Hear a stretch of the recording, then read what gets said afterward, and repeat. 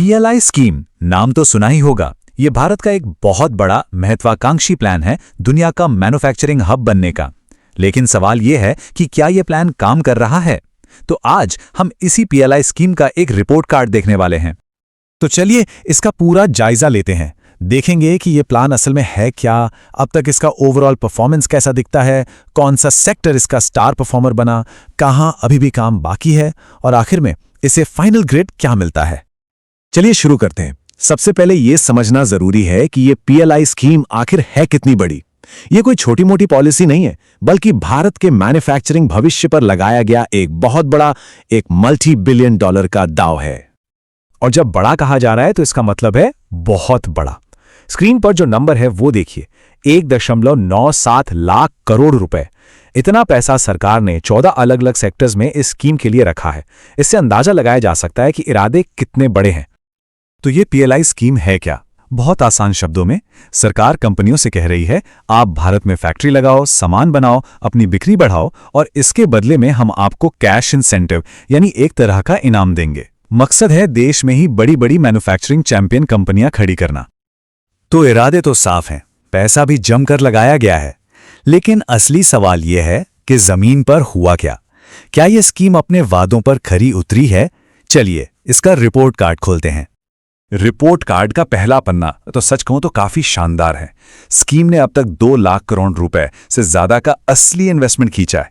मतलब साफ है कंपनियों ने इस स्कीम पर भरोसा दिखाकर अपना पैसा लगाया है। और इस पैसे से हुआ क्या? इससे लगभग 18.7 लाख करोड़ रुपए का एक्स्ट्रा प्रोडक्शन और सेल्स हुई है। ये सिर्फ आंकड़े नहीं है, ये इस बात का सबूत है कि देश में इकोनॉमिक एक्टिविटी को एक जबरदस्त पुश मिला है, और वो भी सीधे इस स्कीम की वजह से। लेकिन सबसे जरूरी बात, जॉब्स। इस स्कीम से 12.6 लाख से ज्यादा डायरेक्ट और इनडायरेक्ट जॉब्स बनी हैं। और किसी भी आर्थिक पॉलिसी की असली कामयाबी तो इसी से नापी जाती है ना? अब तक तो सब कुछ बढ़िया लग रहा है ना? लेकिन यहीं पर कहानी में एक छोटा सा ट्विस्ट आता है। इतनी बड़ी बड़ी कामयाबियों के बावजूद सरकार ने अब तक कुल इंसेंटिव का सिर्फ 12% ही कंपनियों को दिया है। बाकी 88% अभी भी मिलना बाकी है। ये एक काफी बड़ा सवाल खड़ा करता है। चलिए अब जरा क्लास के स्टार परफॉर्मर से मिलते हैं। अगर पीएलआई स्कीम एक क्लासरूम है तो इलेक्ट्रॉनिक्स सेक्टर इसका वो स्टूडेंट है जिसे हमेशा ए ग्रेड मिलता है। ये वो मिसाल है जो दिखाती है कि जब सब कुछ सही होता है तो नतीजे कितने शानदार हो सकते हैं। और इलेक्ट्रॉनिक्स में भी असली हीरो है मोबाइल फोन मैन्युफैक्चरिंग। सच कहें तो इसी एक चीज ने स्कीम की पूरी गेम बदल दी। चलिए देखते हैं कैसे।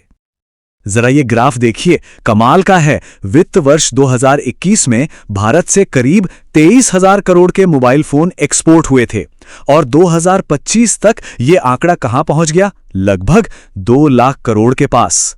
ये सीधे सीधे 775% की छलांग है। भारत, आप जानते हैं, लगभग रातों रात दुनिया का एक बड़ा मोबाइल बनाने वाला देश बन गया। और ये बात सिर्फ हम नहीं कह रहे हैं, सरकार का अपना इकोनॉमिक सर्वे भी यही मानता है कि भारत एक प्रमुख मोबाइल फोन निर्माण केंद्र बन गया है। तो ये इस सफलता पर एक तरह से सरकारी मोहर है। लेकिन हर स्टूडेंट टॉपर नहीं होता। अब उन सेक्टर्स की बात करते हैं जहां तरक्की की रफ्तार थोड़ी कह सकते हैं धीमी है। खासकर वो ग्रीन टेक वाले सेक्टर जहां बहुत ज्यादा पैसा और वक्त लगता है। ये टेबल देखिए, यह है एडवांस्ड केमिस्ट्री सेल यानी एसीसी बैटरी स्कीम का हाल। सरकार ने 40 गीगावाट घंटे की कैपेसिटी बांट तो दी, लेकिन अक्टूबर 2025 तक जमीन पर कितनी लगी? सिर्फ 1 गीगावाट घंटे। मतलब कागज पर प्लान तो बड़ा है, पर हकीकत में रफ्तार बहुत धीमी है। तो आखिर इन सेक्टर्स में दिक्कत क्या है? पहली बात, इनमें बहुत ज्यादा वक्त लगता है। टेक्नोलॉजी की कमी है। बैटरी या सोलर पैनल बनाने के लिए छोटे छोटे पुर्जे और मशीनें बाहर से मंगवानी पड़ती हैं, और इन्हें चलाने के लिए स्किल्ड लोग भी आसानी से नहीं मिलते। इन सब वजहों से गाड़ी धीरे चल रही है। सोलर पीवी मॉड्यूल स्कीम का भी कमोबेश यही हाल है। करीब 48,000 मेगावाट की कैपेसिटी अलॉट हो चुकी है, लेकिन कंपनियों को इंसेंटिव का पैसा तभी मिलेगा जब उनके प्लांट पूरी तरह से चालू हो जाएंगे और बड़े पैमाने पर प्रोडक्शन शुरू होगा। तो यहां भी उम्मीद भविष्य पर टिकी है। तो हमने क्लास के टॉपर को भी देख लिया और उन सेक्टर्स को भी जहां अभी मेहनत बाकी है।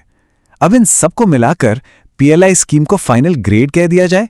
चलिए फैसले पर आते हैं। तो ये है फाइनल रिपोर्ट कार्ड। एक तरफ भारी इन्वेस्टमेंट आया, प्रोडक्शन बढ़ा और लाखों नौकरियां मिली, खासकर इलेक्ट्रॉनिक्स में। ये सब हैं इसकी ताकतें। दूसरी तरफ इंसेंटिव बढ़ने की रफ्तार धीमी है और बैटरी सोलर जैसे बड़े सेक्टर्स अभी भी संघर्ष कर रहे हैं। तो इसे सीधा सीधा पास या फेल नहीं कहा जा सकता। तस्वीर मिलीजुली है। एक बार फिर इस स्कीम के विशाल दायरे को देखिए। ऑटोमोबाइल से लेकर दवाइयों तक और ड्रोन से लेकर टेक्सटाइल तक, ये 14 सेक्टर्स भारत की पूरी इंडस्ट्री की तस्वीर हैं। ये दिखाता है कि ये कोशिश कितनी बड़ी और महत्वाकांक्षी है। तो आखिर में सवाल यही बचता है, कुछ बड़ी सफलताओं और कुछ गंभीर चुनौतियों के साथ क्या पीएलआई स्कीम वो इंजन बन पाएगी जो भारत के मेक इन इंडिया के सपने को हकीकत की पटरी पर दौड़ा सके? इसका जवाब तो खैर वक्त ही देगा।